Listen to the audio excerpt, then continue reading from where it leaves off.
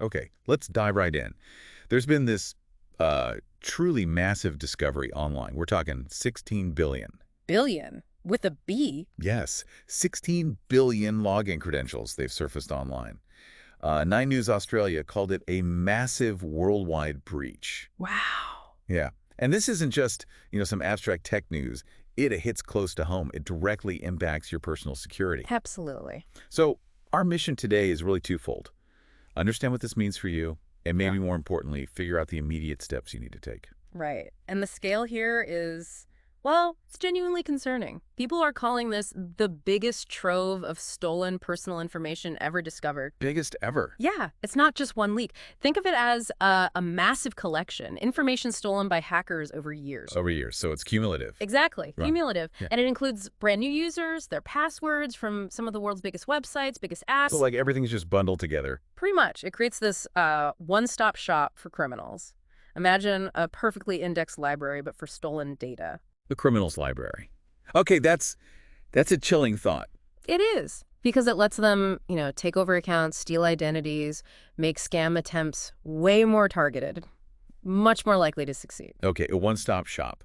That paints a picture. Huh. And there's a specific method they're using with this data pile, right? Yeah. Something called credential stuffing. That's the one, credential stuffing. So for listeners who might, already be pretty savvy about security, how is this different from just a regular hack? Why is this giant database such a gold mine for that technique? That's a really good question, because it highlights the specific danger here. Think of a direct hack, like trying to pick one specific lock on one door. Right.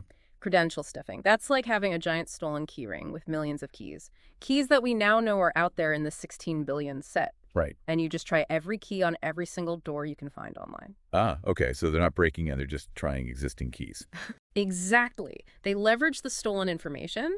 They find a username and password from, say, breach A, and then they automatically try that same combination on your bank, your email, your social media, everywhere. Because people reuse passwords. That's the crux of it. They're banking on password reuse, and this huge trove makes it incredibly efficient for them.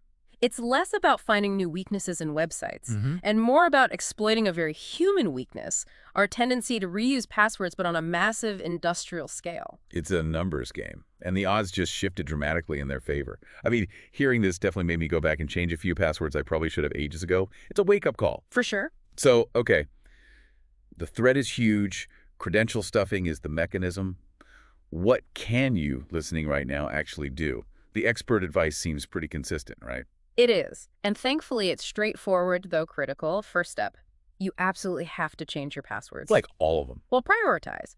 Critically, change the passwords for your most important sites. Think email, banking, main social media accounts. Right, the important stuff first. Exactly. And make them strong, long, unique, different for every site. This is where, honestly, a password manager becomes invaluable. It handles the complexity for you. Okay, strong, unique passwords. Step one. What's step two? Step 2 is enabling two-factor authentication or multi-factor authentication, 2FA, MFA, whatever it's called on the site. Enable it everywhere it's offered, Everywhere. everywhere possible, especially on those key accounts.